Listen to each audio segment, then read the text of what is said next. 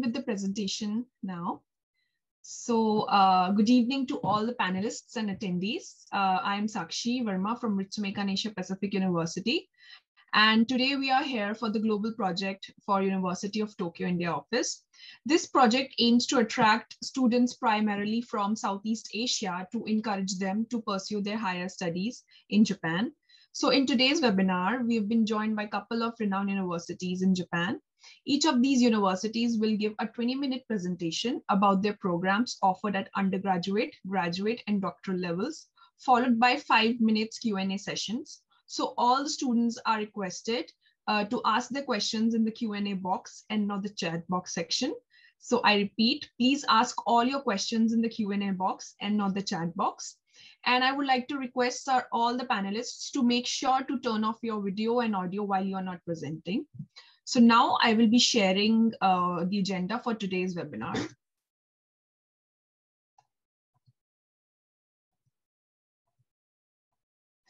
I hope you can see my screen. So we will be starting our webinar with Ms. Sakshi, who is the Program Assistant of University of Tokyo, India office, followed by Ms. Kushi, who will be giving us the information about overview and study of work and life in Japan. So I would like to request Ms. Sakshi to please begin the webinar. Thank you very much.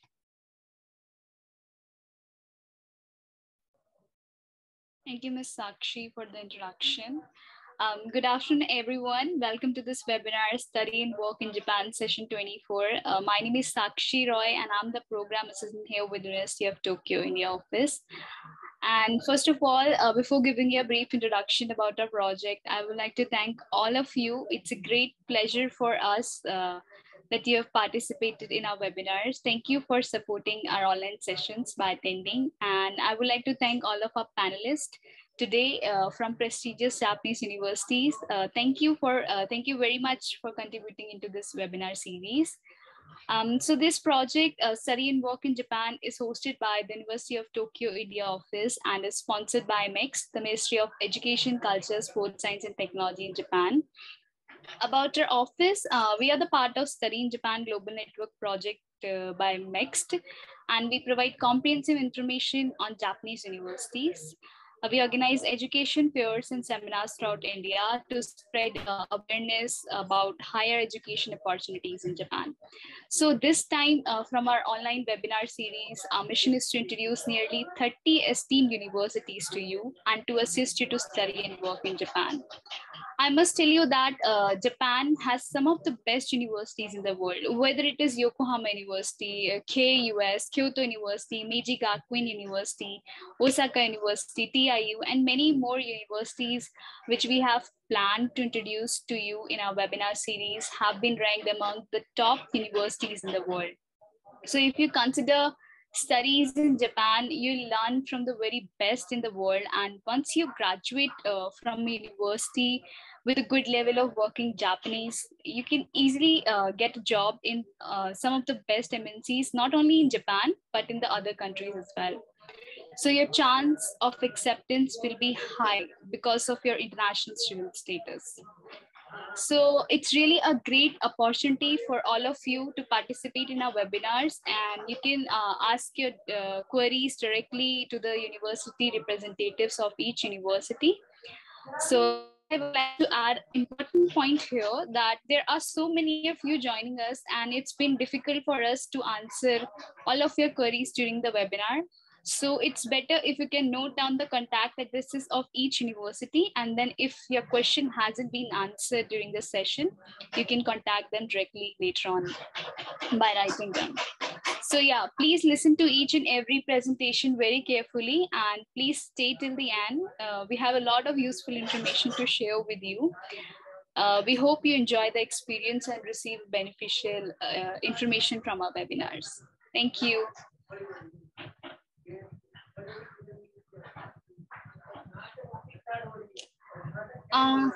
Ms. Sakshi, you are not audible.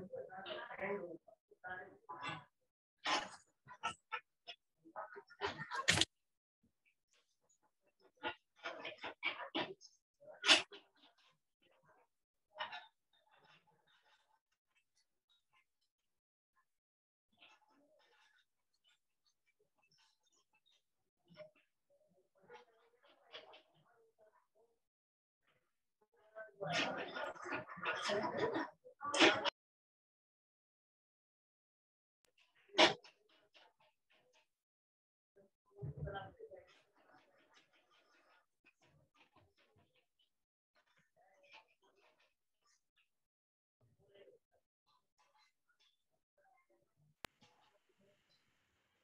I suppose due to some connectivity issues, Ms. Sakshi is not audible, so I will proceed. Okay, please go ahead. Yeah. Yeah, sure. You are the main facilitator today. Okay. Okay. All right. So now I'll give an overview of study and work life in Japan. I'll share my screen. I hope everyone can see my screen. Okay. So, a very good afternoon to all the panelists and attendees. I'm Khushi Javeri from Kyoto University, and today I'll be talking about the study and work life in Japan. So I'll start by giving a brief introduction about myself. I was raised in Tokyo and I graduated from an international school in Tokyo. I'm a third-year undergraduate student at Kyoto University and I'm pursuing my bachelor's degree in Environment and Information Studies. At present, I'm a member of the India-Japan Laboratory and the GIS Laboratory. I'm also a recipient of the Kyoto University Scholarship and have interned at Shibara Institute of Technology, Hitachi, and I'm currently interning for Tsukuba University. I was also the member of the Social Innovation Hackathon that was held last year in collaboration with well-known universities in India like IIT and NIT. So why should you choose Japan as your destination to pursue further studies? Firstly, Japan is the third largest economy in the world with a population of 126 million and 47 prefectures. It is a member of the G7 summit with other developed countries, including US, UK, Canada, and Germany. Japan ranks 9th in the Global Peace Index and has topped the Safe Cities Index for the third consecutive time. There are a range of international cuisines such as Indian, Italian, Nepalese, and Japanese available to students coming from the overseas. Recently, culturally appropriate food, including halal, vegetarian, and vegan options, are also available. Health policies have proved to be very beneficial to international students as 70% of the costs are paid by the government. There are several universities in Japan that offer English programs at undergraduate, graduate, and doctoral levels.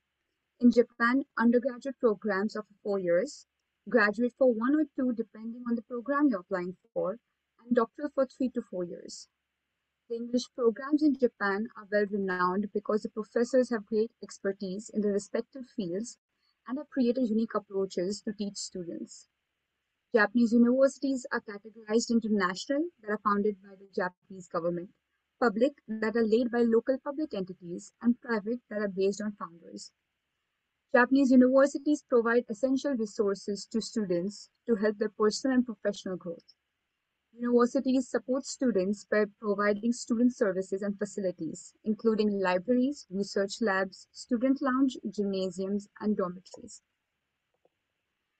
The fee structure is undoubtedly an important aspect while applying to universities. So we have presented a chart that helps one understand and compare the differences between the tuition fee in the US and Japan. The tuition fee of public universities in the US is 5 times higher than the ones in Japan, while the private universities in the US is 3 times more. The living expenses are somewhat similar. However, Japan is much cheaper than the US in terms of overall education. Financial assistance is also provided by universities or Japanese government in the form of internal or external scholarships. The MEC scholarship and the JASO scholarship being some of the well-known scholarships within international students.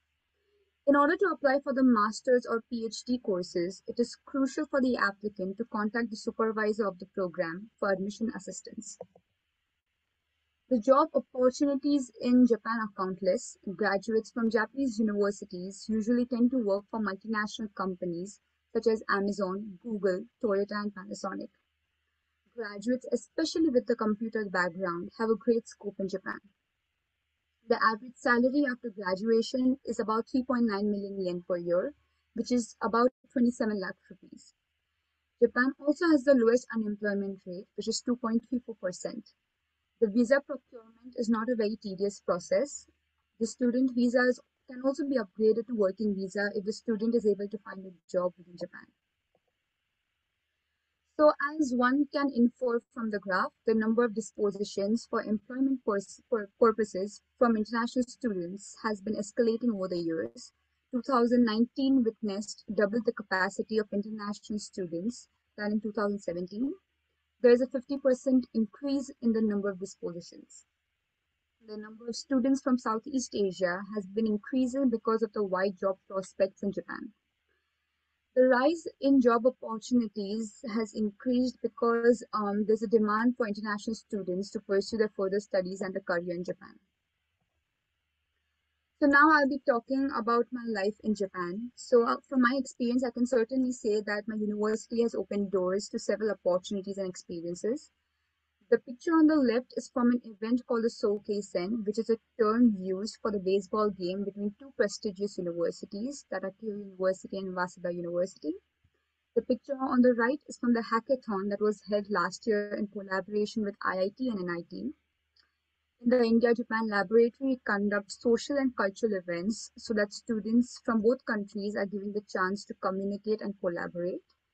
And in the GIS laboratory, we aim to approach different challenges of the environment by using various computer-based tools. Lastly, another very interesting factor of studying in Japan is the opportunity to experience various seasons. Compared to other countries, Japan does not experience harsh climates. One can enjoy different seasons in the country. For example, witnessing cherry blossoms in spring to the stellar views in fall and winter. The diverse weather conditions give students the chance to experience different seasons and travel across the country. So now I would like to conclude my presentation here. I hope I encouraged you to consider working or studying in Japan, and I hope I was able to give students and parents an insight into the study and work life in Japan. Thank you. Thank you, Ms. Khushi, for the wonderful presentation. And first of all, I really apologize. There seemed to be some internet connection due to which it was not audible before. So to continue with the session, I would like to share the agenda slide, which is this. So the next presentation is by Meiji Gakuin University, and we have Mr. Alex Wissey, who is the Faculty of International Studies. So basically, Meiji Gakuin University is has a history of more than 150 years, and it was supported by the globalization of Japan by playing a pioneer role in the education, Meiji Gakuin University, and it has the origins of Hepburn School, English, founded by Mr. James Hepburn in 1863. So I would like to invite Mr. Alex Wissey to give up the presentation on this. Thank you very much. Well, thank you very much for that very warm introduction. And I thank all of you for joining us today, even though you live so far away with the joys of the internet. We're all actually much closer. What I'm going to do is share my screen now and show you a series of slides. And then as I talk through the slides, it'll give you a general idea about the university, our program, and then at the end, there'll be a short time for a question and answer. To start us off with, as the kind of introduction indicated, the university is very old. In fact, it's one of Japan's oldest private universities. It was founded at a time before Japan was actually a modern nation state. The missionary James Hepburn came as a doctor, and then he began to teach education, English, Western studies, etc., to the Japanese. And eventually that turned into Meiji Gakuin University. The picture that you see here is one of the oldest buildings on campus. Sadly, it's so old that it doesn't exist, but the grounds that it exists on are still part of the university's facilities in Tokyo. At present, the university has two campuses, one which is, again, the Tokyo campus, and then our campus, which is the Yokohama campus, and that's the picture that you see to the right of this display here. All totaled, it's a large university. There are almost 12,000 students in this particular university. They are divided between 6 undergraduate facilities or faculties, of which international studies is one. And then there are 7 graduate schools, and our faculty also offers a graduate program that deals with international issues, peace studies, etc. The faculty itself, much like the university, was really one of the first of its kind in Japan. It was started in, as you can see here, in 1986. Before then, there were no international faculties with the name of international studies. And so Meigaku at that time realized that globalization was taking place, and it was necessary to create a faculty that would allow students to address Japan's place in the world. And so it was created. It was set in the Yokohama campus. Again, this is a picture taken from the campus. And so one of the benefits to coming to this program within Meiji Gakuin is that the students spend all 4 years in the Yokohama campus. What's nice about Yokohama? Well, as you can see from the pictures, it's a very open campus. It's a greenfield campus. It's a very pleasant environment in which to study. Also, there's a benefit from the standpoint of the students in that the costs are a little cheaper than living in Tokyo, etc. So it's a campus that encourages student interaction. Many students come to campus just because they like the campus. Even on the weekends, you'll find a large number of students here joining clubs, doing sports activities, etc. Since it is outside of the main city areas, but very close to the city areas, it is a greenfields campus. There are many parts of the campus where you will find scenes such as this. Why are there goats? Well, the university has a strong sort of direction towards creating a campus that is ecologically sound, and therefore we actually use goats for grounds maintenance, as well as they've become sort of informal pets for the students. There are full sports facilities here. Meigaku does have a number of teams. We always have students from abroad who come to study in the university, wish to participate in such sports activities as part of their college life. And so Meiji Gakuin sports are really centered in the Yokohama campus. So let's get to the academic side of this. The Faculty of International Studies is composed of 2 different departments, the Department of International Studies and the Department of Global and Transcultural Studies. And I'll be talking mostly about the Department of Global and Transcultural Studies today. The sister department, which was the first one, takes in 250 students a year. These courses are primarily taught in Japanese. And that means that students who are in our department, the Global and Transcultural Studies, once they reach Japanese levels, they can take those classes. And so in that sense, it's a very integrated overall program at the Faculty of International Studies. For our department, Department of Global and Transcultural Studies, it's relatively new. It was founded in 2011. Very small department. It takes in only 55 students a year, which means that the class sizes are small, which therefore means that you're able to get a high degree of personal attention from the faculty. We know all of our students, they know all of us. And so in that sense, it's a very collegial, very informal kind of environment in which you can pursue your studies.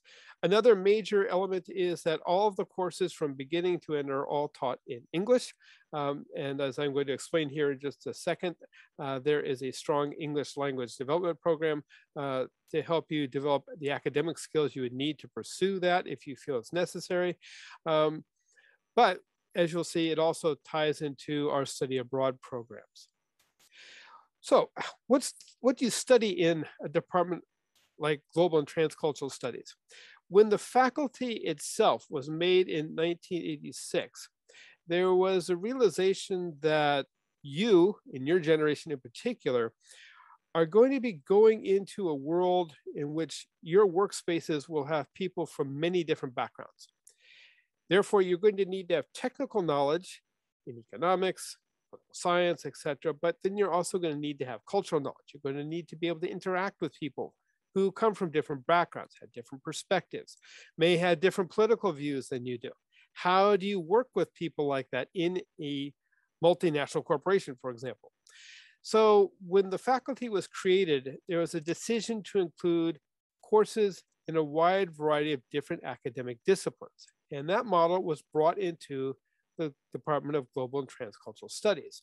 So as you see here, we have classes that focus on sociology, that's to say the study of how society works and functions. We have courses on culture, Since you are coming to Japan to study, we certainly understand your interest in Japanese culture, and we have a number of courses that deal with that, but also how does Japanese culture fit into a globalizing world? Those are the other kinds of topics that you would study in these classes. Getting to more to other kinds of classes that deal more with social issues, political science, etc. You'll see we do have a full range of courses that deal with international relations, politics and society in Japan, politics in North America, East Asian politics, and peace studies. The university has a very strong tradition in peace studies, which focuses on what's the cause of violence, what's the cause of national tensions, and how do we alleviate them. Then, of course, we have a very strong segment of courses in economics. These focus on regional economic development. There are introductory courses in macro and microeconomics. There are courses that focus on the economics of Asia. But then there are also courses that introduce you to economic issues in Europe, and courses that talk about the ways in which these different economies or economic spheres actually work and interact. This is an overall you can ignore that. So what do we want our students to learn here? There are three fundamental sort of skills what we want you to develop. One is analytic abilities. That is to say, the ability to identify problems, to research possible responses to those problems, and then the ability to implement and come up with viable responses. Secondly, is persuasive abilities. Even if you have the best answer, if you cannot persuade other people to accept those answers, to follow them, to believe in them, your ability to influence whatever it is that you're doing will simply not be there. And so communication skills in English and in Japanese are also an important part of this program's educational process. Thirdly, cooperative powers. As I've just said, you are going to be working in a world that's certainly far more integrated than the world I grew up in. And so how do you interact with people? How do you work with people whose first language may not be Hindi or English or Japanese? How do you deal with people who have different attitudes towards certain kinds of cultural issues? That's part of the educational process here, is we want you to learn how to be flexible, to learn how to come up with ideas, work with other people to solve problems, and therefore figure out how you implement them. These are all skills that you would take into graduate studies. We do have a number of students who go into graduate studies, but certainly are skills that companies look for when they're doing job searches here in Japan and elsewhere. It's how well can you work with others to come up with responses, improvements, new products, etc. These are the kinds of skills that we want you to develop from this particular multidisciplinary program that asks you to look at different kinds of knowledge. How do you bring that kind of knowledge together? That's the focus of GTS. We do have extensive language training. Again, since you're participating in this, we realize that you will have an interest in coming to Japan, working in Japan perhaps.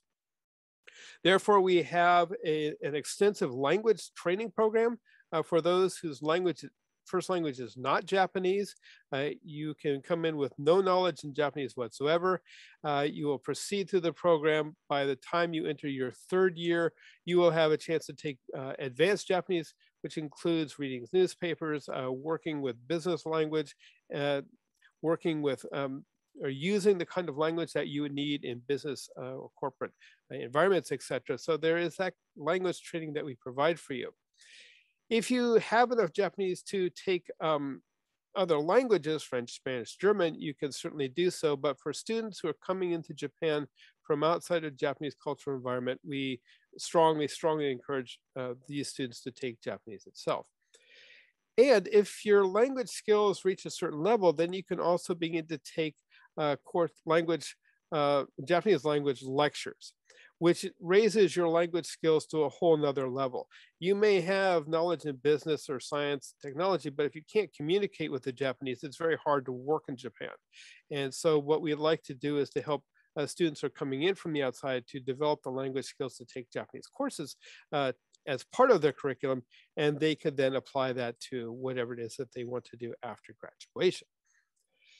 This is a quick overview of the 4 years that you would have at GTS. The first year, we have an introductory seminar in which we introduce major issues in globalization. We start you off in the academic English program, which is not English conversation, but it is true English academic skills. So we help you to improve your writing, presentation skills, etc.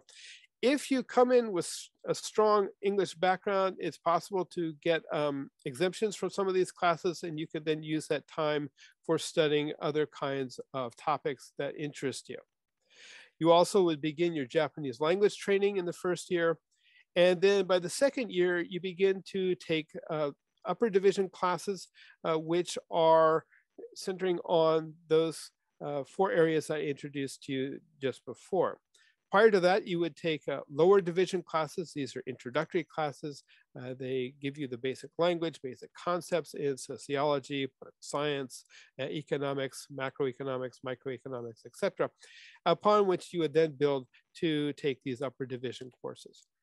In your third year, you also begin to think about a research project. All of our students are required to do an independent project as part of their graduation credits. This is something that you choose. Our students do study economics, business, political problems, etc. It is really something that is up to you. You would decide this, you would work with an advisor, and then in your fourth year, you conduct a senior project. And at the end of that, you would then present your research results to the other students, other faculty members. So what does it take to get into GTS? We do have admissions for both September as well as April. That was done in realization that there are many different high school structures outside of Japan. Japan runs from April to March, but from the US, other parts of Asia, etc., other countries, high school begins in September, ends at the start of the summer. Therefore, we have 2 different periods of entrance in this particular program. For students such as yourselves who would be applying from outside the Japanese high school system, we encourage you, actually would like you to use what's known as the AOA application system. This is very much like an American university application process. We do have minimum TOEFL scores. These are written here for you, at least English language scores, IELTS, TOEIC, etc. You do not have to reach certain TOEFL scores, etc., to graduate. These are just the scores we would like to see our students bring into the program when they join us. This is a very specific screen here that shows you the different timing for these application processes. We will actually begin our first AOA admissions for next April or next September. These will start in September and go through October 5th. And then there's another one that we will do starting in next year. As you can see here, we do have a multi-layered process to this. People will apply, and then we screen the documents, and then we invite students for an interview, much in the same way that I'm talking to you on Zoom. And then you would find out the results in early December, and then you would complete the enrollment processes by January in order to enter into April, or by July if you wish to enter into September. What's required for the application process? There is a form that you would download from the university. We also require high school transcripts and 2 letters of recommendation from your teachers. Teachers who can speak to your abilities, your interests, etc.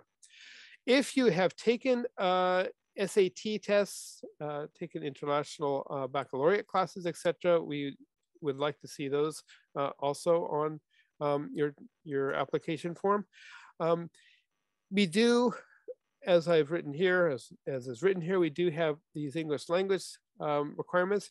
If you come from an all English high school background and you can claim to be a native speaker or near native speaker, then these requirements are not necessarily required. We also would like to see a personal statement. We're interested in what you are interested in, why you wish to come to Japan, what you hope to gain here, what you would like to learn at this university. We place a great weight on what you think and what your desires are. And so this is the way that we have for gauging that is this personal statement that we receive from you. One of the nice things about this particular department is it's small, but it's also very diverse. At present, as you can see here, we have 12 students from the PRC.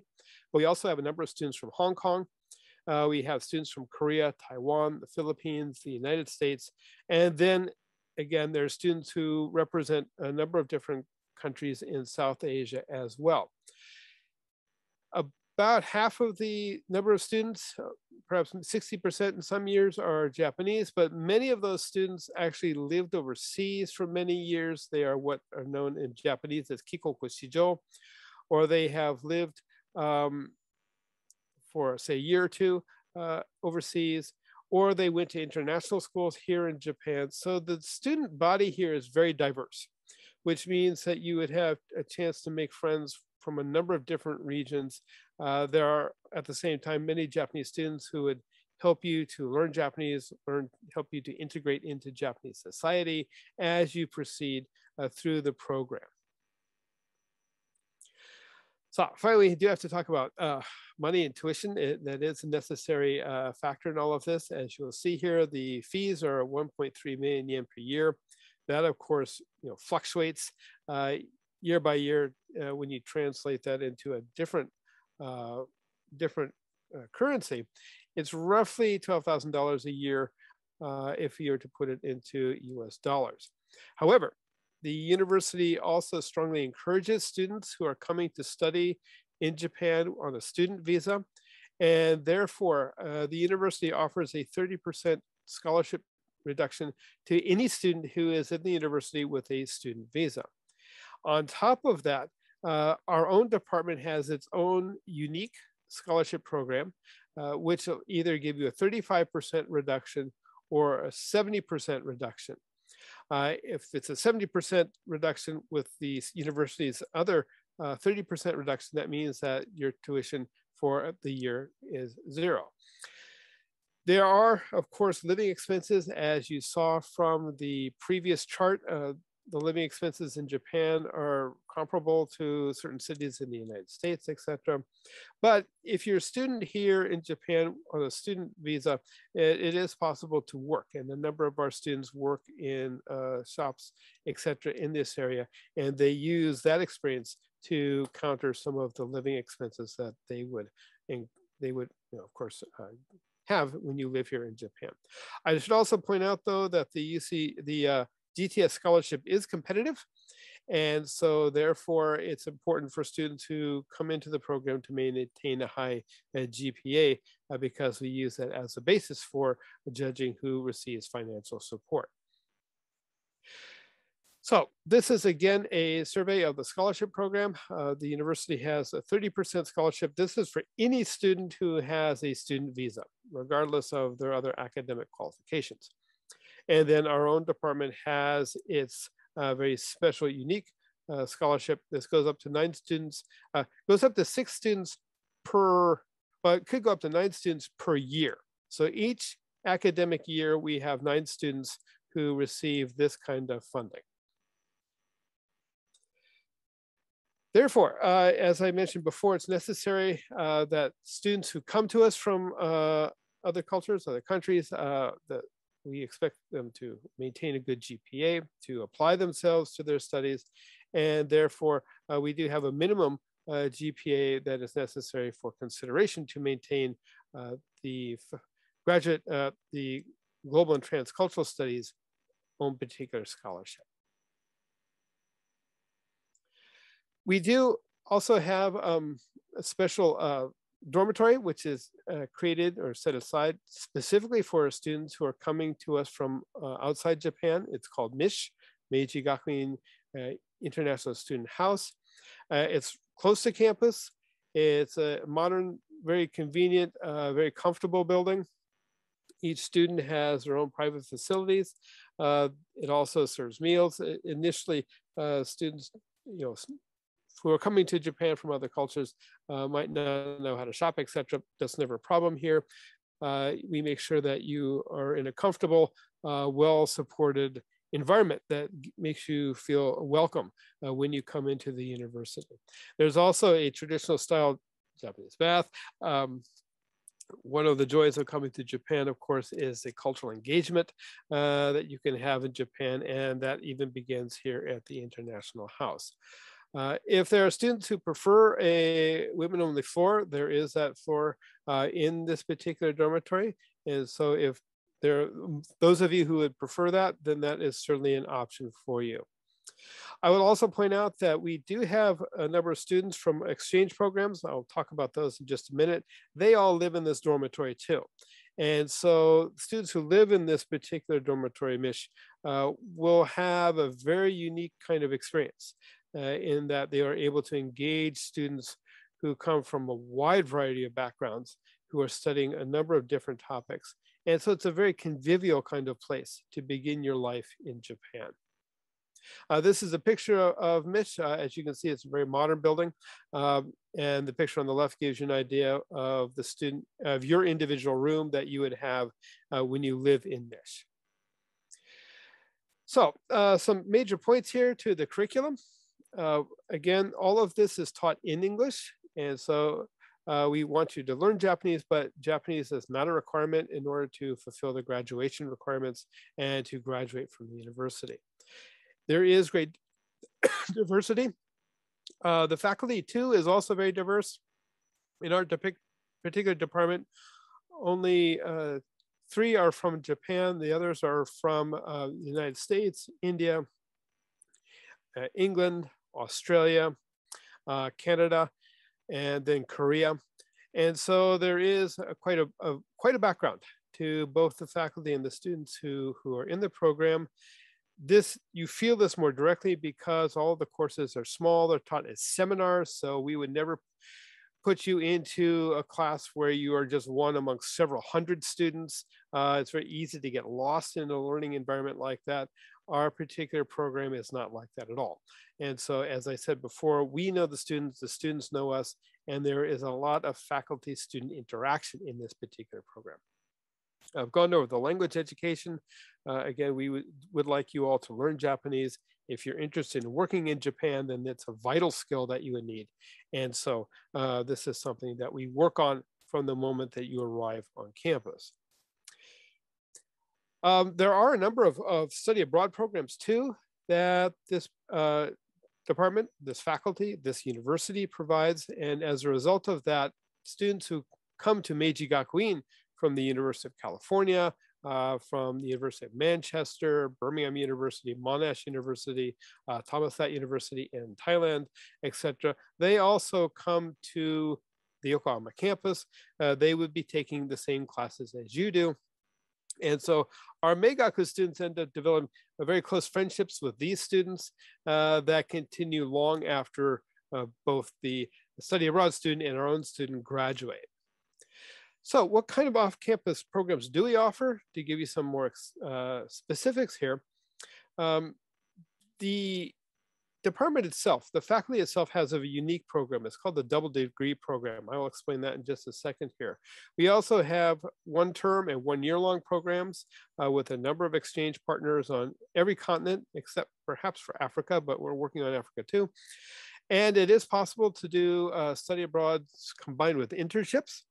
And we do have internships inside Japan as well as outside Japan. So what's the double degree program? The double degree program is based upon the idea that if you study a little bit more than the usual 4 years, it is possible to earn 2 academic degrees. And we've had a number of students who have completed this. The way it works is they enter Meiji Gakuin University, spend the first 1.5 years studying here, sometimes first 2.5 years. Then they transfer to San Francisco State University in California. They study and complete that particular university's program by taking a number of credits from Meiji Gakuin. They apply that to SFSU's curriculum requirements. Then they bring the credits that they earned at FSSU back to Meiji Gakuin. At Meiji Gakuin, they take one more term, complete their graduation project here. And by the end of this process, you have not one, but 2 academic degrees, which means that you can earn an American university academic degree too, without necessarily having to live in the United States for all 4 or more years. There is that benefit to it. There is a cost, of course. You would have to live in the United States as well as Japan. And so we've given you here an estimate of how much extra that would cost to live in San Francisco. It's a wonderful city, but it is somewhat expensive. But on the flip side, if you are interested in possibly working in the United States, this degree would give you an entree into that kind of world. We've just listed for you here a number of students who have passed this. In 2019, we've had 8 of these students complete this program. This gives you an idea of how the course process would work. I don't think I need to go through all of that now. These are lists of the students of the universities that with whom we work for short-term and long-term programs. Again, these are some of the best universities in the world. It is possible to study at Berkeley for a year, UCLA, etc., without having to pay the full cost of living in Berkeley, etc. Simon Fraser, Monash, University of Manchester, etc. So these programs are very popular with our students. They come and study. I know I'm running out of time, so yeah, to interrupt, could you please? I'll get to the last part here, though. What do you do after you graduate? Our students do go into a number of different fields. We've listed just some of the major companies here in Japan. Fuji TV, media IT is very popular here. SoftBank, Rakuten. I would add to here Amazon. Both the United States Amazon and Japanese Amazon have hired students from our particular programs. Students go into banking, trading, and we do have a number of students who go into graduate school. So there will be in the chat box a link to our website. And so we hope that you will take a visit to that. You'll go through it, read through it carefully. And if you have any questions, I'll be happy to take. I probably talked a little bit too much, but that's the way professors are. So I will stop the presentation here. But if you have any particular questions that you would like to raise before we move on, please feel free to do so. And again, thank you all for joining us today. Thank you very much, Mr. Vesey, for the wonderful and insightful presentation. So due to the time constraint, I would just like to pick one question from the Q&A session. So does this university offer law program? Meiji Gakuin does have a law program, but most of those classes are, in fact, I think most of those classes are in Japanese. Right? So our particular faculty, the Faculty of International Studies, does have classes in international law. But we combine international law with studies in economics, political science, international relations, etc. And so we see law as being one of these areas that requires knowledge, but you have to understand law within the context of politics, international relations, culture, etc., in order to understand the value of law. So it's not a law degree, but law classes are integrated into the overall curriculum. Thank you very much for the wonderful presentation, Mr. Vesey. So to continue with our next agenda, so I would like to share the screen.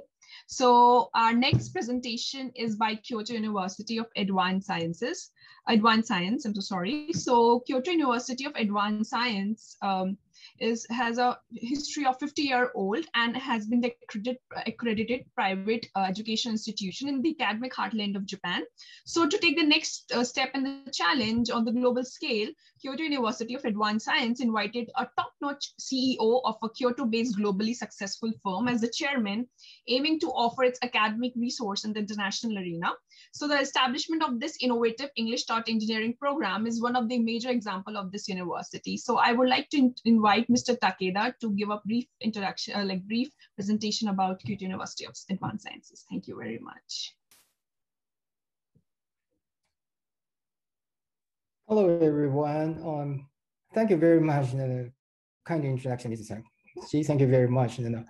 Hello, everyone. My name is Takeda. I work at the Kyoto University of Advanced Science as International Office Director. I'm very pleased to introduce our all new and exciting engineering program entirely conducted in English language, which is going to be a great advantage for English speaking students like you, and which is going to be taught by international team of international professors at the KUAS.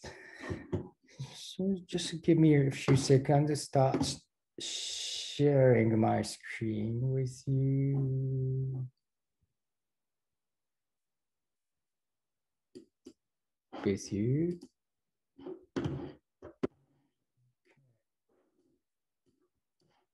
Like that.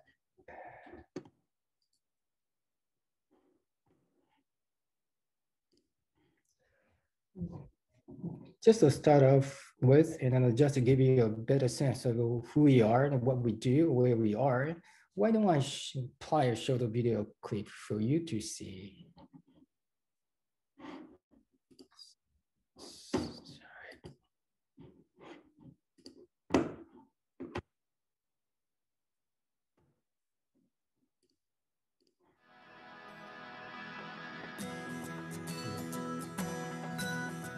What's in Kyoto? What's KUAS?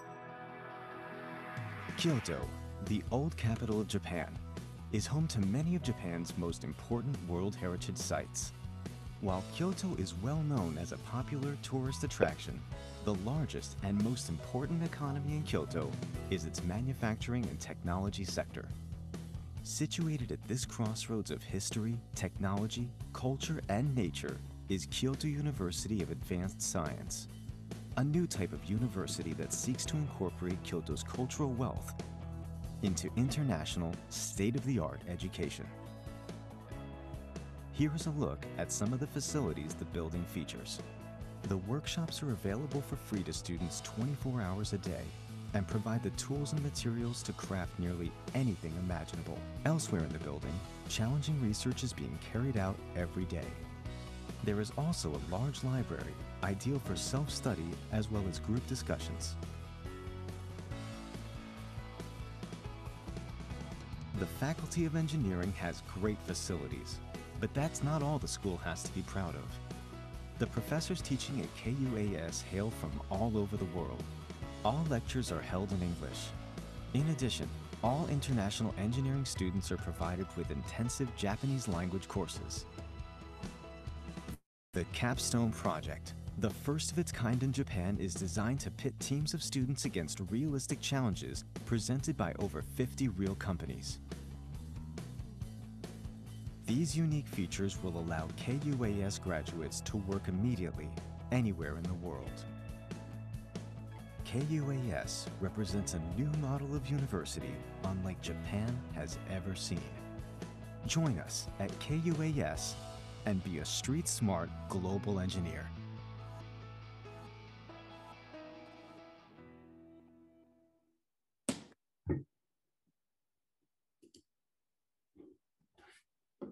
Today, I'd like to cover as an agenda of why Kyoto, as you see here. So I will wrap up my presentation by touching upon and contact the details for your further inquiries. So Kyoto is a beautiful city. It's one of the most beautiful cities, as you see here. You see all these beautiful shrines and temples are on a regular basis, literally, as a students. And if you happen to be a big fan of comic books, beautiful comics books called anime, mangas, and Kyoto may be cities for you to visit, as there is also a museum that specifically exhibits these beautiful comic books.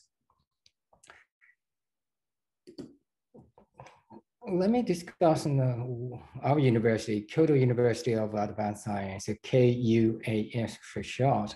It started in 1969, and it's a Japanese government accredited private university located in Kyoto Prefecture, which has a great access to two major cities in Japan and Osaka, Tokyo, as you see on the map of Japan on the right-hand side. It has 360,000 students and offer programs and 5 faculties, including our brand new faculty of engineering that I'm talking about. And engineering school alone, there are 80 international students from 20 countries, including India. I am very proud to share with you this great news that KUS is going to host 3 India undergraduate students enrolling just in 2 weeks' time. And out of these three Indian students, there are 2 female students. And also we are very proud to host 1 Indian master's degree students also enrolling in 2 weeks' time. Let me discuss the program contents. And number one features is, like I said, our program is entirely conducted in English language by a team of international professors. Number 2, we offer you Japanese intensive programs at no additional cost in a way that is going to help you or achieve Japanese language skills in order to be effective in the job hunting with the Japanese companies, which is still predominantly Japanese speaking environment. Number 3, our program is very practical, and our programs is actually designed in order to develop the street smart engineers for our street smart engineer, not book smart, not academic smart.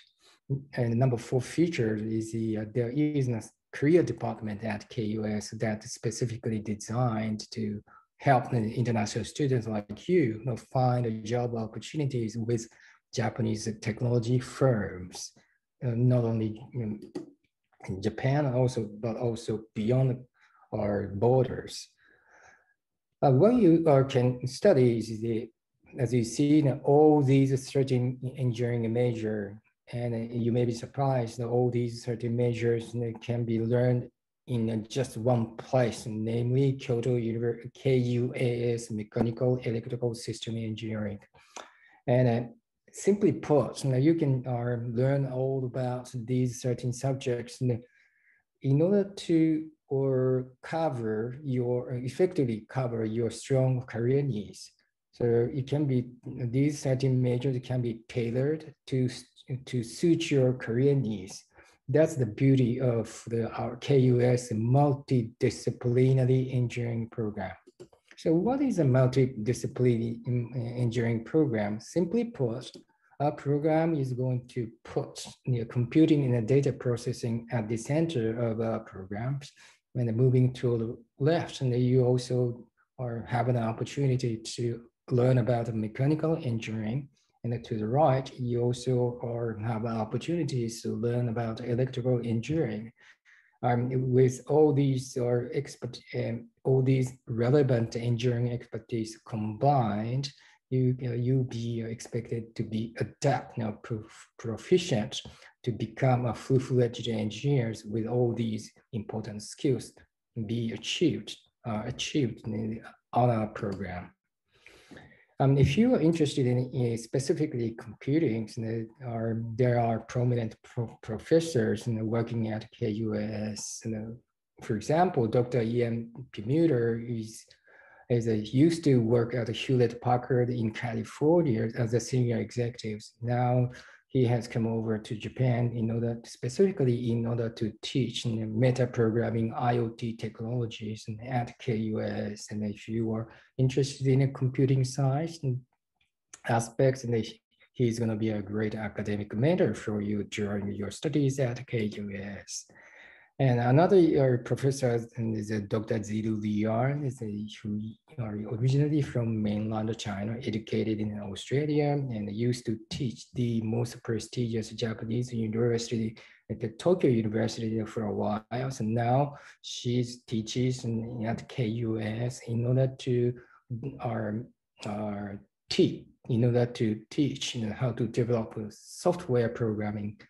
Software development, program development, let's say, for wearable devices. And so if you are interested in this aspect of computing, Dr. Zilu Lian is going to be a great academic mentor for you at KUS. The culmination of our program is the capstone project, as you might have remembered from the video that you just saw. On the capstone project, you'll be expected to be able to work closely with professional engineers who are now works at Japanese companies as a professional engineers. And you can work collaboratively with them to develop solutions for their issues that they are now facing as current engineers.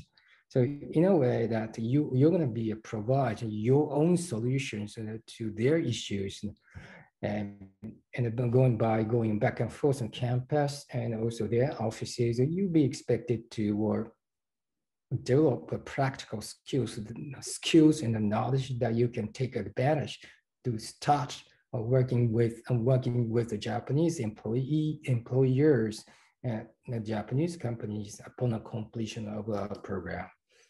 Tuition cost is around per year. It will be around $14,000, and we run this program for 4 years. As for the cost of living in Kyoto, it's going to be around $1,000 per month.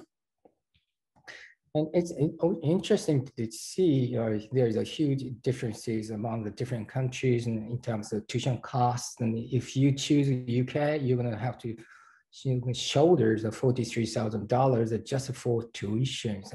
Whereas at US, you only spend $14,000 per year for tuition. There's so much gap between these countries. So obviously, choosing to come to Japan to do our engineering program is financially speaking very affordable and also reasonable. Application timelines. We're going to take your application from October 1st of 2021, means that just 1 month away. So if you are interested, I highly recommend you start organizing your documents, necessary documents, as I mentioned later. And also we're going to take an application at a regular entry that will begin on December 1st. And also there is a final entry that will begin on February 15th. These are our application, and these are all application entry cycles windows and for September 2022 program intake. So what you are required to provide us as a part of application documents, and the number 1, ID photo, number 2, application essay, 3 are transcript and certificate of graduation for number 4, and the number 5, predicted CBSE scores, or SAT, or alternatively A-level scores, or IBC, International Baccalaureate scores. Predicted is also accepted. Number 6, if you are not, or if you don't receive an education on an English medium track, you need to provide us your English proficiency levels, either for TOEFL IBT or IELTS and Duolingo, as I'm going to details a bit later. Number 1 and number 7, one letter of recommendation, one should be which should come from one of your teachers who knows you well and write about you well. And the number 8, passport with a copy if available.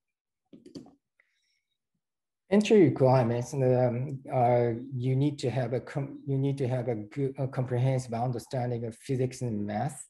And also, it's good for you to have algebra, geometry, good understanding of algebra, geometry, calculus, statistics, force and motion. And for English proficiency, test scores requires at KUS, as you see here. Admission criteria these are as you see here. These are the admission criteria we set for undergraduate admissions. One of the admission criteria, which is important, is the notable predicted CBSE scores, SAT, IB scores. Although we our professors would like to have strong students who have strong scores on these tests. Good news for you is that you can, any students with any CBSE scores still can apply for KUS.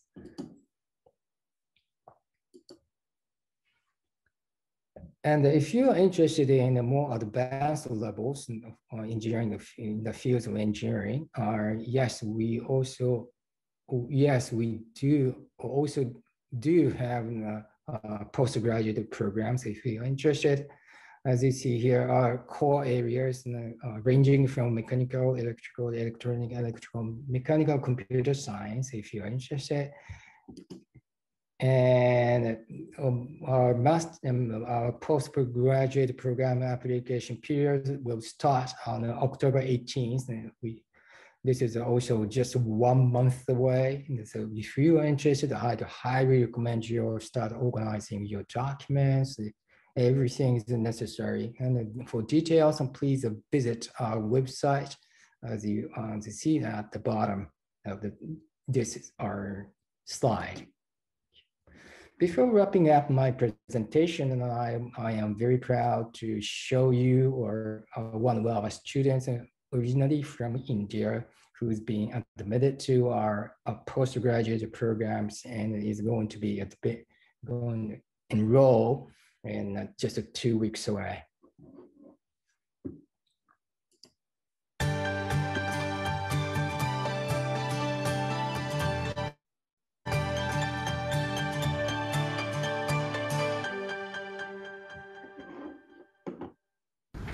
My name is Kumar Swami and I am from India. I am in Japan. I am doing research about the haptic devices that will be helpful for the surgical robots. I have been in Japan from the last 1.5 years and my current status is a research student and I am admitted at KUAS as a master's student also. In KUAS, I am doing research about the surgical robots. Scene behind the surgical robots, it's a haptic device. Maybe. So without haptic feedback, we are not able to do surgeries because when we are doing surgery with the robot, then we don't know how much it cuts and tissue is working good or not. So we need a haptic feedback, like robot is touching very well to the body or not. So my research is related to the haptic device. Like I am developing fast response time haptic devices, wearable devices that must be helpful for the robotic surgeries. Yeah, my professor is very good and we have sometimes funny talks, yeah, and sometimes serious because obviously we are doing a lot of research. So it's the part of the procedures. So, but we have sometimes funny talks, chat, coffee together every time. Yeah, that's nice. Yeah, it's very easy.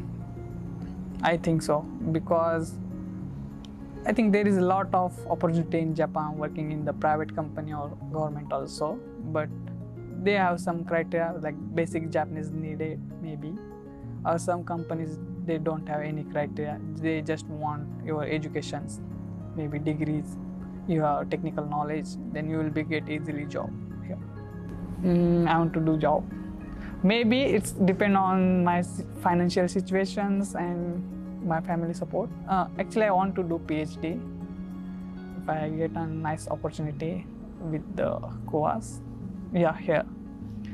And mostly, yeah, I want to do PhD after the master.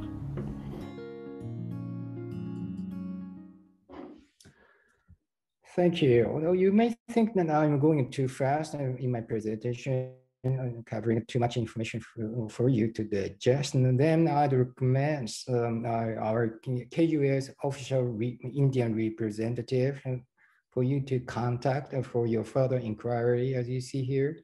Ms. Megumi Paul is Managing Director of Focally Edge that needs help promote the Japanese English taught programs throughout the world. And I pause here. You want to take a screenshot of these slides and for your further information, and also for contact details of her. Ms. Megumi Paul is born and raised in India, related to Japan during the 1990s, and then she was starting and promoting Japanese university programs throughout the world, including India. And so she's an expert on India and also on Japan and Japanese educational systems. So she's gonna be extensively helpful for your further inquiries. Please contact her and anytime you like about a KUS engineering program for free consultation. Thank you very much, Mr. Takeda, for the very wonderful presentation. So our platform for Q&A has been open. So I would like to take a few questions, which I can see on our Q&A portal. So first is, what is the acceptance rate for UG program at QAS? Could you say again, what is the acceptance rate for acceptance rate? Oh, acceptance rate. Sorry about that. Yes, acceptance rate. I wish I could divulge acceptance rates to anybody, but KUS doesn't have a policy or doesn't have a policy not making it public. So that sorry to say, but I'm not allowed to I'm not allowed to share an acceptance with you today. Thank you very much. The next question is what are the procedures to apply for master's program in QAS? Okay, well, two ways. So please Google KUS engineering. Then you can find us on a website on the web, and then you can have more detailed information on how to apply KUS in postgraduate programs. Or I'd recommend you to contact Ms. Megumi Paul that I mentioned at the last slide, and she will feed you a lot of information about how to apply for KUS as well. Thank you very much, Mr. Takeda. The next question is that student wants to know that can the student come through MEXT, can apply through MEXT for QAS?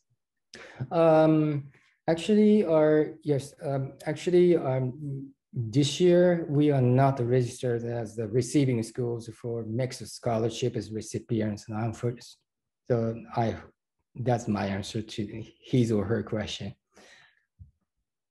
Okay, thank you very much. And I would just like to take one more question. So are there any scholarships available for computer science undergraduate programs at Yes, we do have scholarship programs even for undergraduate programs, and whether it's in the computing, whether it's in mechanical, whether it's in electrical. Yes, we do have an engineering program.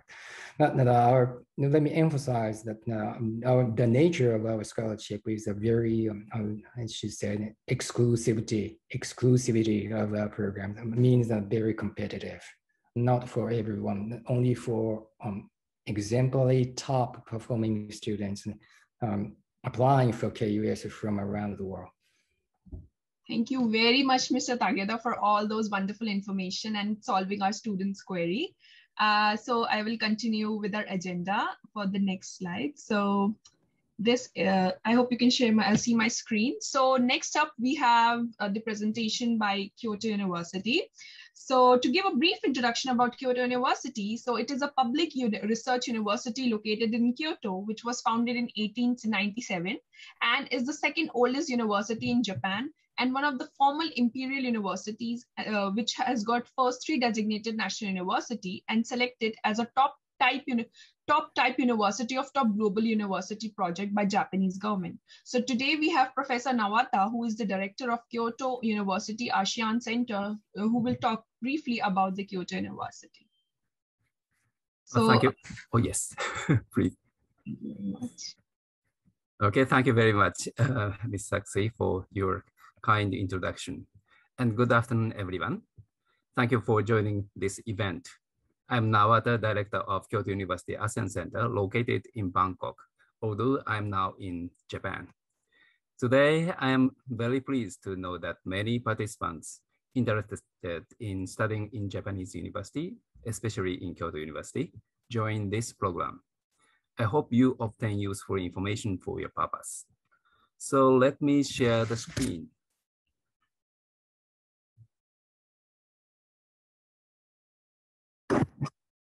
Okay.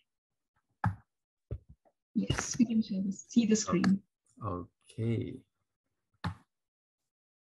So Kyoto, as Ms. Saxi has already mentioned, Kyoto University was established in the late 19th century as the second oldest national university. Since then, Kyoto University's policy has been the academic freedom. Under this policy, we have been known as the top leading research university in Japan. But our reputation is not limited within the country. Kyoto University is one of the best universities in the world and ranked high in various world university rankings shown here. There are 11 Nobel Prize laureates in the past. This slide shows some topics of research done in Kyoto University, which attracted social attention recently. There are nearly 2,700 active faculties in Kyoto University.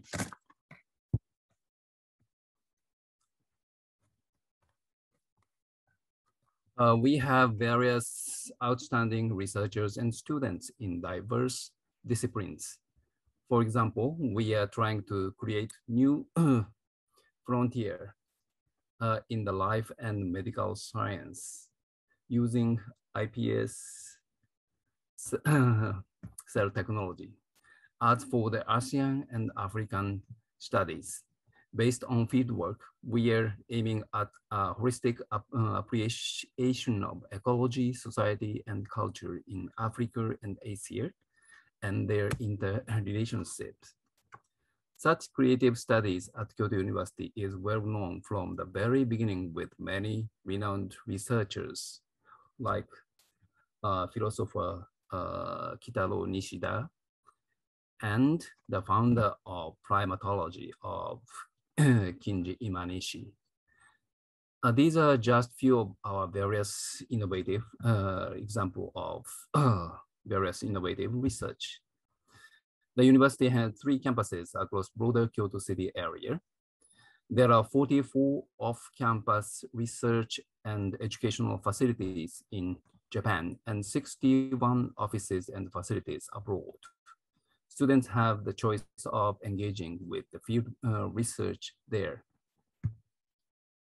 As my previous speaker, Mr. Takeda, has already mentioned, Kyoto is the ancient capital city, which remains as a cultural heart of the country. And it is very popular among tourists from both Japan and world. At the same time, Kyoto is a modern city with many global companies such as Nintendo, a famous game company. It's well known as a city where ancient culture and tradition coexist side by side with technology. Also, Kyoto is known as a student-friendly city. There are over 30 universities and around 10% of Kyoto population is college students. You can enjoy your fruitful student life in Kyoto. Kyoto University has more than 22,000 students, including nearly 2,500 international students. Among them, more than 60 Indian, Bangladeshi, and Nepali students. Our degree system is shown here.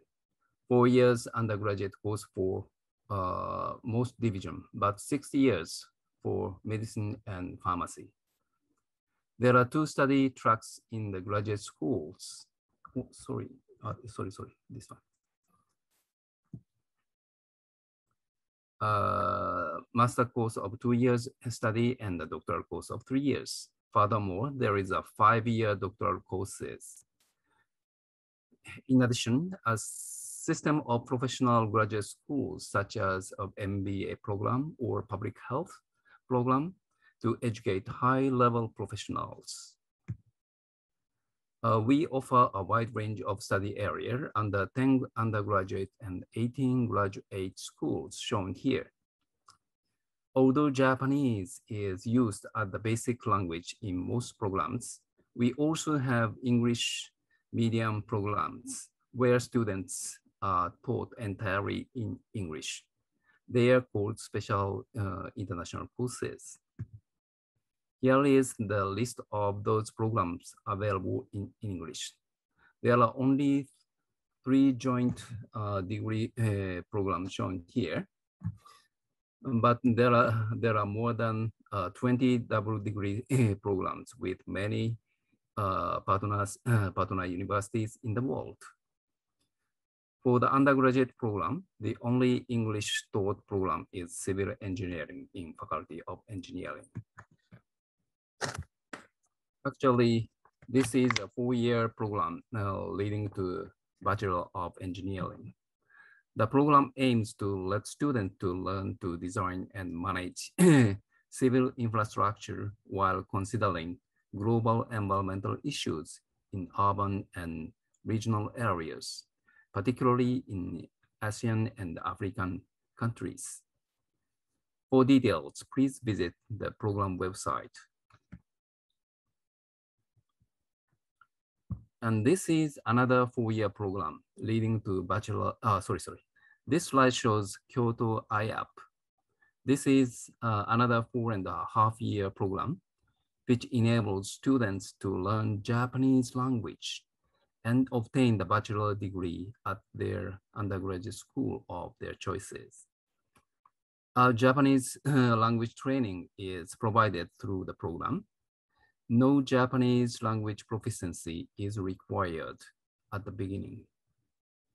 In the first 6 months, Kyoto IAP provides intensive Japanese language classes and some pre-foundation classes in certain subjects. First and second year, students study mainly in English. And third and fourth year, students study in Japanese. Students under this program receive full scholarship, including full or partial tuition and admission fee waivers. But anyway, actually, the special session for this program was done in the end of last month. So if you are interested, please visit the website of IAP. For graduate studies, various study areas are available in English, from social science to engineering and biostudies. For details, please visit their respective website, linked from the university main website. Sorry.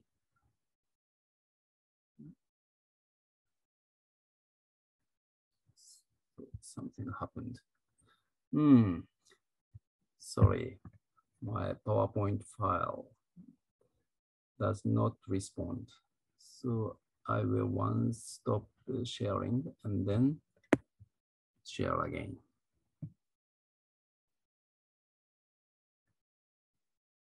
Sorry.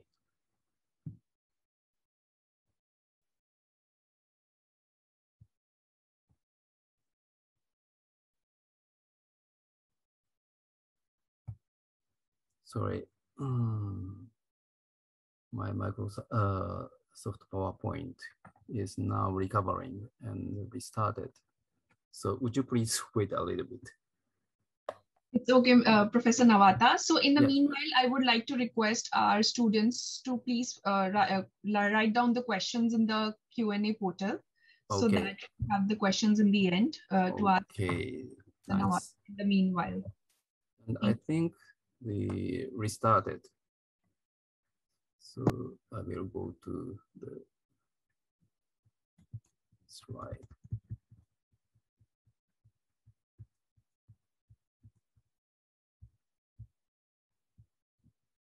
Okay.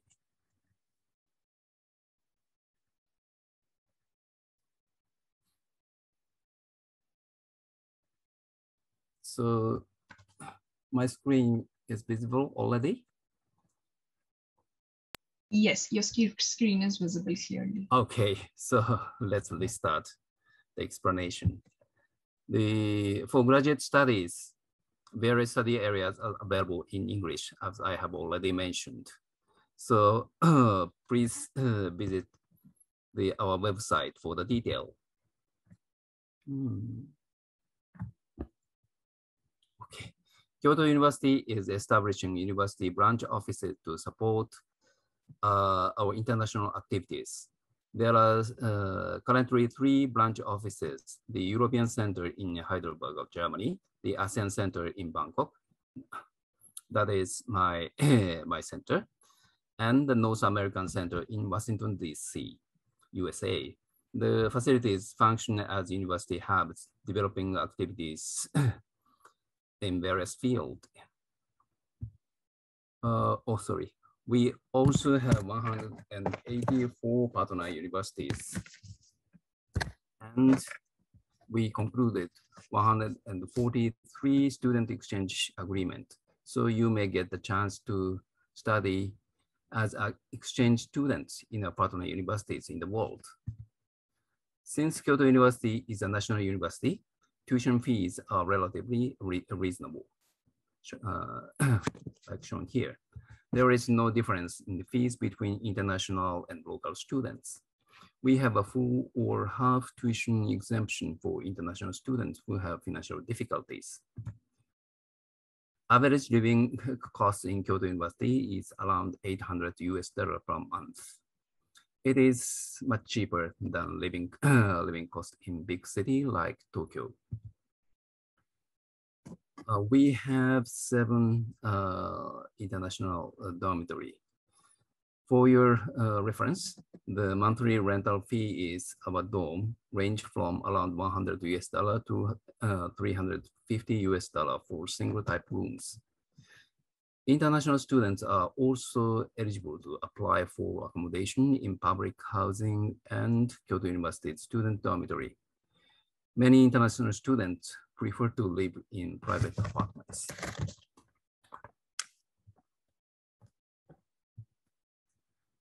And in addition, international students who have work permit are allowed to have a part-time job shown here. A wide variety of scholarship programs are available. Japanese government scholarship, as known as mixed scholarship. There are, as you know well, there are 2 ways to be a mixed scholarship: the embassy recommendation and university recommendation. To obtain embassy recommendation, applicants must submit their application to the Japanese embassy in their home country for the initial screening. On the other hand, to obtain the university recommendation, contact your prospective or future supervisor first and ask him or her for assistance, because it is Japanese professor that apply the scholarship, not you, okay? Next is the JASO scholarship. It provides about $440 per month. Mainly, the applications are accepted only after enrollment, but several designated programs have a reservation slot. Lastly, a private foundation scholarship. Kyoto University annually selects and nominates candidates for around 60 foundations. Each foundation typically selects 1 or 2 students and provides around $500 to $1,800 per month. To get just so and private foundation scholarship, please follow your professor's department's guide after you get letters of acceptance or admission certificate. Okay. Several kinds of support available on campus for international students. Supplemental Japanese language lessons are available with, of course, free of charge. Tutor system is designed to assist international students. There are several advisory services available, all confidential. And student lounge called Kizuna, meaning bondage, is the place where you can get together to exchange activities with Japanese students and other international students. This slide shows the application for entrance exam. For bachelor degree program, if you take entrance exam in English, we have one English taught degree program, Faculty of Engineering, as I have already mentioned. If your Japanese language proficiency is very good, you can take a special admission for privately financed international applicants in pharmaceutical science and engineering. The Faculty of Law and Economics have special admission exam for graduates from schools located outside Japan, but these courses for usually the Japanese students. Faculties accept application from both Japanese and foreign nations. Also, you can take a general admission like Japanese students, but it is rather hard for international applicants. All bachelor degree programs, academic year begins in April. This slide shows the application to master's, doctor's degree programs. If you take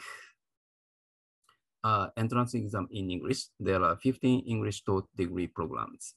If your Japanese language proficiency is good, you can take a special admission in 9 graduate schools. Each program has an independent application process, and the application details vary depending on the program. For instance, some programs start in April, some in October, and some in both. Thus, please visit the program website of your interest and find the information, the detail. On the other hand, there is a general procedure for postgraduate application. Please check this chart. First, please find your potential supervisor.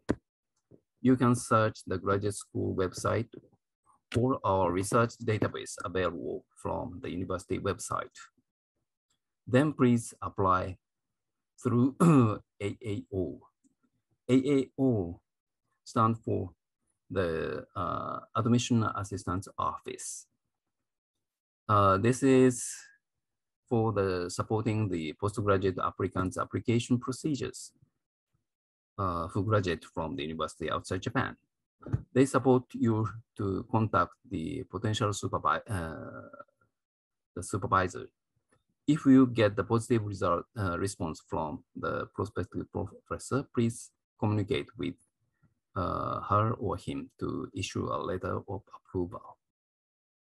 Finally, please apply to the graduate school's entrance exam.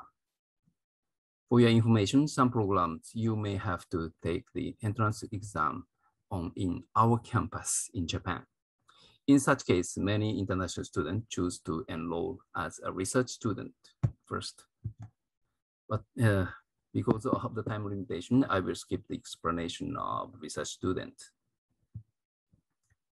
And probably this. Closing the end of my talk. The top QR code is the AAO website. So the bottom one is the website for finding a Kyoto University course and related supervisor, and graduate admission guide for international applicants. So this is the summary for applying Kyoto University program in English. As for undergraduate program, civil engineering and Kyoto IAP take place the entrance exam in English. As for graduate programs, 15 programs are available. They are all international courses. Each program has independent application process, and application details vary depending on the program. So please visit the program website of your interest and find the information. If you prefer to look for a potential supervisor, first, you can search the graduate school website or our researcher database available from the university website. So this is the end of my talk. I hope you could find any information useful. If you have any question, please put them in Q&A box. We look forward to seeing you in our campus soon. Thank you. Thank you very much, Professor Nawata, for the wonderful and insightful presentation. I have a few questions regarding Kyoto University, which I would like to take up. So first question is there any lab dedicated for research in the field of additive manufacturing at Kyoto University? What? Additive. The person is asking for the additive manufacturing. Additive manufacturing? Yes. What does it mean, additive manufacturing? Do you have any idea? Additive manufacturing? 3D printing, maybe? 3D printing? Yes, I think so. Oh, additive. I see. So there are international courses provided by the Graduate School of Information. Probably this kind of research is included in these programs, I suppose. But anyway, it is better to contact the website of the Graduate School of Information Science. Thank you very much, Professor Nawata. So our next question is, does Kyoto University not have any programs for architecture in graduate studies? Architecture. Actually, the Graduate School of Engineering have the division of architecture, but they do not join the international programs. So if the applicants want to join the doctor course, there is no problem. Usually, research guidance is given in English.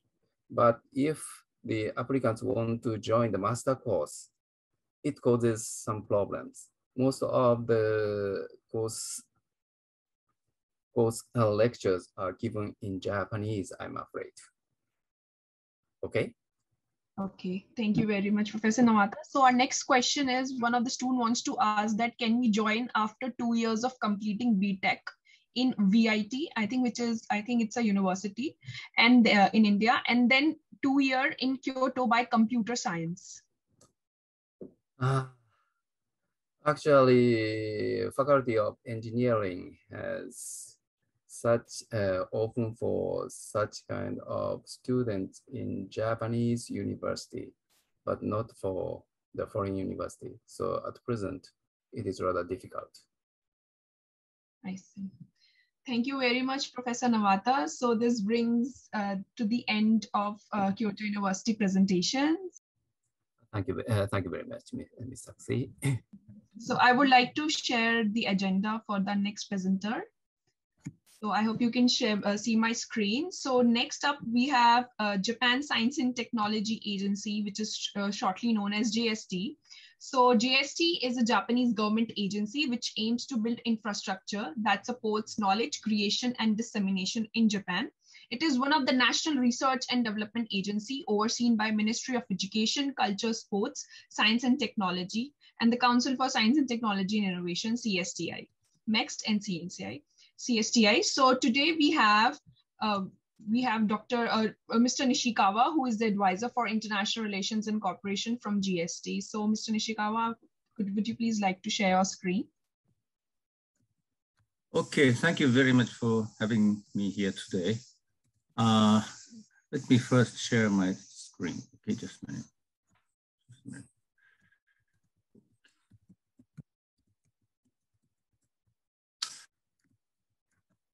Today, I am going to talk about a program invitation program. So, okay. So if you are interested in coming to Japan, visiting Japan before you actually enter a Japanese university or Japanese schools, please try for this program called Sakura Science Program. Yes. First, I'll explain about JST. JST comes right under the Ministry of Education, Science and Technology, MEXT. This is Japanese government research funding agency. And then actually, this is our office in New Delhi, India, New Delhi.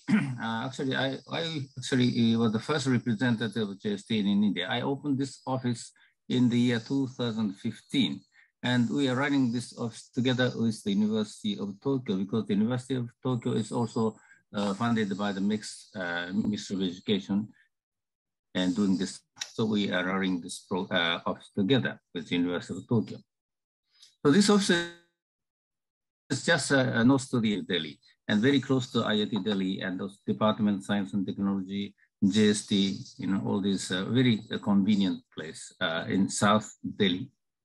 So we are doing a joint research. We are funding several research funding programs, joint research programs with Japan and India. So this, for example, this university, this project, ICT, Information Communication Technology. These projects are implemented. For example, this one, top one, University of Tokyo and IIT Bombay. And second one, University of Tokyo and IIT Hyderabad. And then number three, Kyushu University and IIT Delhi. And there are some other projects also being running just right now. All these programs are started when I was in New Delhi. And then also in the year 2015, I just started the Sakura Science program for India also. And this is an invitation program, a short-term invitation program. That means we invite people who first time visiting Japan. So, and so that they can get to know Japan and also with Japanese people. And then in the past, this program in the year 2014, with 13 countries, and it developed into 14. Yeah. But this year, 2000, we expanded this to cover the whole world country. And also, it used to be this program, the science engineering stream. But now it is also, we open the door to peace and social science people. So almost anybody who are studying in schools or universities or are doing research in the research institute may be eligible to come to Japan by this program. So about 80% of this program is this open application type program. So in this case, you need a host or receiving organization in Japan. That is, for example, high schools, universities, research institutes, private companies, NPO, NGOs, and those other registered organizations in Japan. They can be the applicant. They can be the host organization for this program. So the procedure for the application is this one. Receiving or host organizations in Japan, they will make a program and submit to JST. And after evaluation, and if it is awarded, considered to be appropriated, we award. And then the program will be awarded. And then implementation will start. And this program covers about 100% of the whole expenses. For example, round-trip airfares, and also travel expenses in Japan, and also food and accommodations in Japan. So almost everything is covered by this program. So you can come to Japan almost free of charge if you are accepted by this program. So there are some conditions. So you have to be between age-wise, 15 and 40, between somewhere. So this program is meant for a rather young generation of the people. And then, and also you have to speak English. Maybe for Indian people, you have no problem. There is no problem. But this number 4, those who have not stayed in Japan before, this is the condition. So this program is limited to the first-time visitors to Japan in principle. That means if you just visited Japan as a tourist for say 1 or 2 weeks, that is okay. You can apply for this program. And this is an example of a program. For example, this one, University of Tokyo was awarded, and then they invited about 10 computer science students from India, from IIT Delhi, IIT Hyderabad, Kharagpur, Madras, in the year 2019. And they have some short-term joint research project in ICT, Information Communication Technology. These are the people who are invited from India, and the professors are also there. This is one example. And second, this one, for example, Hiroshima University. Also, they invited, in the year 2019, Hiroshima University invited 8 graduate students, that is master's and PhD students from India, and for 3 weeks. This for them here. They were given human gesture recognition, deep learning. So he's one of the students who came visit Japan. And also they asked to visit the Hiroshima bomb dome, World Peace Heritage is nominated. And then, for example, this is from the University of Tokyo website. These are the MOUs, special relation in the universities. Just as an example, for example, University of Tokyo have a agreement, special relation with IIT Delhi, Hyderabad, Kanpur, Kharagpur, Madras, Bombay, and IIM Bangalore. For example, Hiroshima University, IIT Delhi, Bombay, and IIEST Shibpur, and BITS Pilani, and all these research institutes and universities. And it's American, for example, IIT Hyderabad, Nikkei University, Symbiosis International University, and so on. This is just an example. And actually, there are also professor-to-professor relation is also there. This is university-to-university agreement. But each professor, some professors have also special agreement with the professors in India, for example. So this is a ranking of how heavily utilized the universities utilize the Sakura Science program. This is in terms of number of invitees. For example, number 1 university is Miyazaki University. They invited over 750 students or people from 41 countries. And second, number 2 is Okayama University, also 700, over 700. Okayama University, Tokyo Metropolitan University, Shibaura Institute of Technology, Kyushu Institute of Technology, University of Tokyo, Tokyo University of Science, Kumamoto University, Kyushu University, and so all these top universities in Japan, they have already invited people by this program. So you have a lot of chance, big chance for using this program. So this is numbers. I said Sakura Science program started in the year 2014 with nearly 3,000 invitees at the initial year, and then it gradually increased, and it is now almost 7,000 people every year. And the total number invited was about over 33,000 people from, for example, biggest number is from China, Thailand, India. India, over 2,800 people already came to Japan by this program, Indonesia, Vietnam, and so forth. And then those people who visited Japan by this program will automatically become the member of the Sakura Science Club. That is the alumni association. So you'll be stay connected with this is just an example. These students, these are high school students, that means class 10, 11, 12. They visited Japan, they were invited to Japan by one of the universities in Japan. And she got accepted by University of Tokyo, peak course. And also another student, Kumar-san, he was this year, he was admitted to Hokkaido University. So there are big, if you once come to Japan by this program, and you have a bigger chance And this is an alumni meeting. This is the first alumni meeting for India. We had this ceremony meeting at the Japanese ambassador's official residence in the year 2018, October.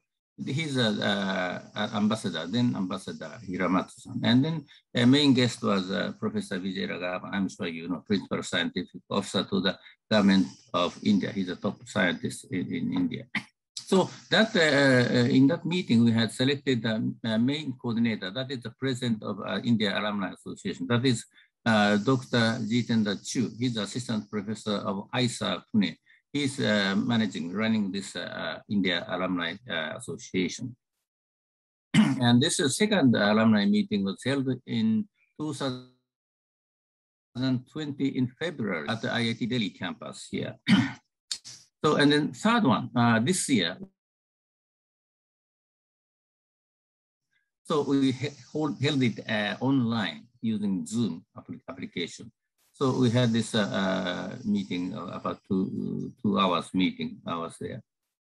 And this is the picture. The center, this person, Dr. Jitendra Chu, so he's the main coordinator, and the Japanese ambassador, and ambassador from India is also, he participated, and the University of Tokyo, Mr. Miyaji also participated. And then this is, for example, Sri Lanka also had an alumni meeting in 2019. After that, we had the alumni meeting in Vietnam, Malaysia, India, Indonesia also, and also Thailand. And also we had an alumni meeting in Japan. We had the alumni in Japan, Sakura Science Program alumni in Japan also. We are holding annually the alumni meeting in Japan as well. This is a Japan alumni meeting online in this year. So this year we held it online. So most important thing, if you want to come to Japan by this program, you have to speak to your university or to your school or to your research institute, to your organization. This is because this is an institution-to-institution program, organization-to-organization program. That means you have to have a sending organization and receiving organization at the same time. So if you are a student in a university, you speak to your professor and find the right partner, university in Japan. That is that will become the receiving university or receiving organization in Japan, and persuade them to apply for this program. And then if they agree and apply and they are successful, I'm sure you will be selected as the invitees by this Japanese host organizations. And then you can come to Japan for a week or so, and then you get to know Japan. And if you find Japan interesting, please return to Japan for higher studies or doing research or some getting job in Japan. So it's up to you. So I hope to see you in Japan, and good luck. Thank you very much. Thank you very much, Mr. Nishikawa, for the wonderful presentation. So for the question and answer, so the portal is open. So you may please type your questions on the Q&A portal so that we can ask a few questions regarding GST, if you have any specific. Also, most of our questions has been answered on the Q&A portal. So you have any questions, just search for Sakura Science Program on the internet. We have a Q&A also, and FQA, and also we have a contact email address ID. So you can ask questions anytime you want. So just Google Sakura Science Program. Okay, thank you. Thank you very much, Mr. Nishikawa. So I would like to share the agenda slide once again. So this is the QR code for our upcoming webinars. I would like to request all of those potential students to kindly take the QR code, kindly take a screenshot or maybe take a picture of it so that you can register for the upcoming webinars. And I would like to wait for 2 minutes so that you can take the photograph of the same.